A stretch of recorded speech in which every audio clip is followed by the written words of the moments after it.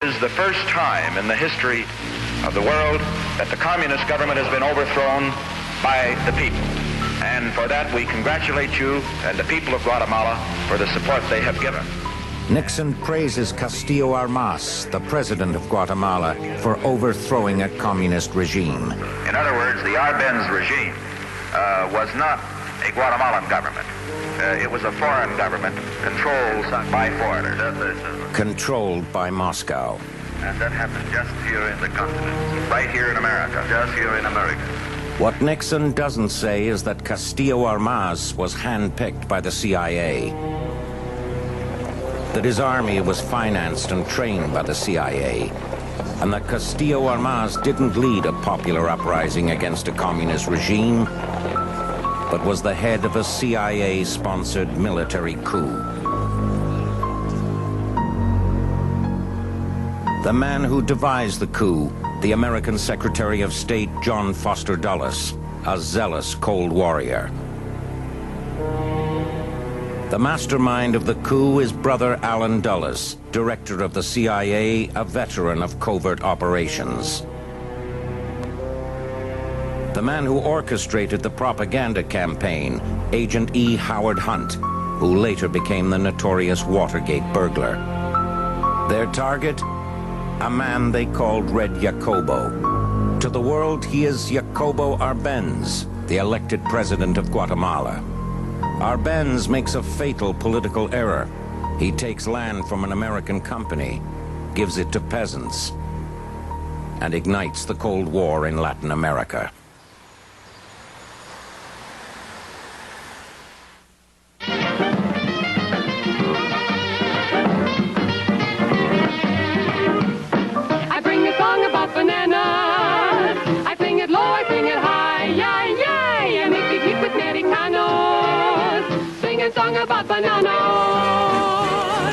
They call it El Pulpo, the octopus. The United Fruit Company. United Fruit grows bananas and sells bananas. Bananas can be eaten at any time and served at any meal. It is called El Pulpo because it owns vast tracts of land all across Latin America. Its tentacles stretch into every presidential palace. And in this region, presidents are military dictators. Sam Zemere, the banana man, is at the helm of United Fruit.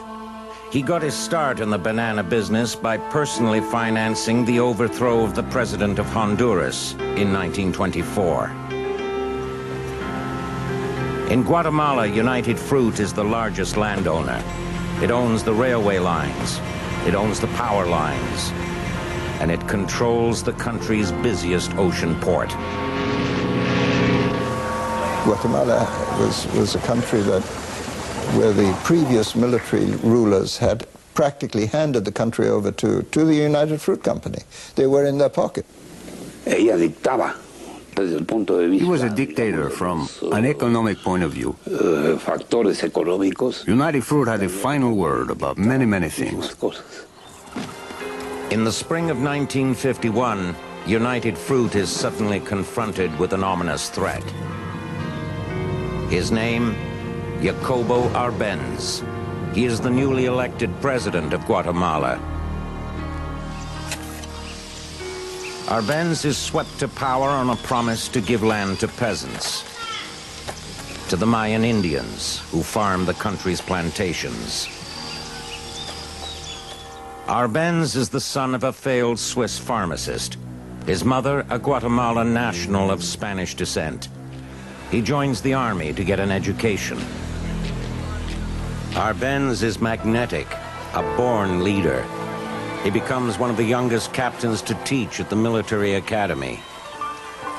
Angered by the brutality of Guatemala's military, Arbenz plots the overthrow of one of Latin America's most ruthless dictators, Jorge Ubico, the start of his country's revolution.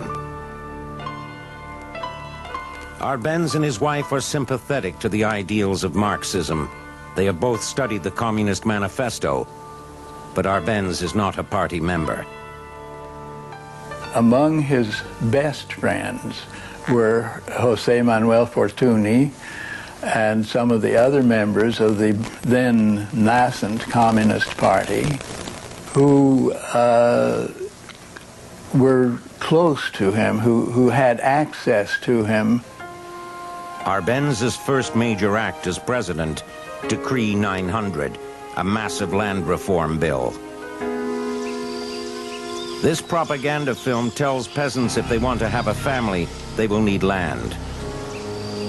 Arbenz expropriates land from coffee fincas owned by Guatemalan nationals and from the United Fruit Company, over 400,000 acres.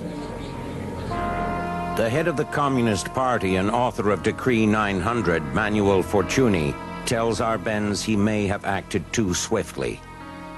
Él vio que yo no salté de alegría. He saw that I wasn't jumping for joy. Me dijo, parece que And he said to me, no te entusiasma mucho. he said, it looks like you're not that excited about this expropriation. And I said to him, on the contrary, the expropriation had to happen, Pero yo pensaba que but I thought it would be done just before you left office, cuando tú estuvieras because now tu gobierno. we'll have a fight on two fronts, Porque ahora not only against the local landowners who have had land expropriated, but against the United Fruit Company as well. expropiados, sino contra la 1of5 Company también. Fortuny is proven right.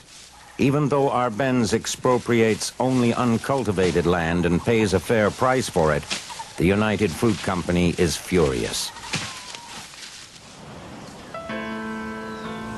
United Fruit is not only powerful in Guatemala, it has a good deal of leverage in Washington as well. Tom Corcoran is the fruit company's hired gun. On the Hill, he's Tommy the Cork, a Washington insider who can open any door. Cork tries to persuade those in power that a threat to its banana plantations is a threat to national security.